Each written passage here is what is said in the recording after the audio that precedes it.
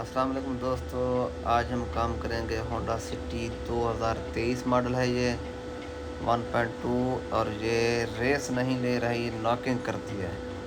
इसमें जो एरर है वो है नंबर 4 सिलेंडर इग्निशन कोयल का। इसकी 4 नंबर कोयल मेरे ख्याल में काम नहीं कर रही, तो उसको हम मैनुअल तरीके से भी चेक करते हैं। इसका पहले कोड क्लियर करते हैं। इंजन ऑफ और स्विच ऑन होना चाहिए।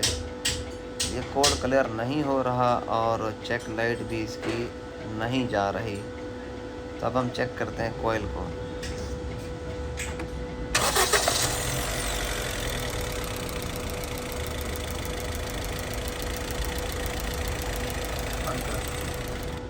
इसकी कोयल 4 नंबर काम नहीं कर रही, तो उसको चेंज करते हैं।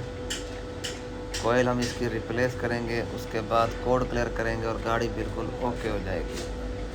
इसकी कोयल का मसला था, ये बिल्कुल रेस हम एक्सीलेटर जब देते थे तो नॉकिंग करती थी और एक्सीलेटर भी पूरा नहीं ले रही थी। तो वजूहत थी इसकी कोयल ख़राब हो गई थी, उसको चेंज करते हैं।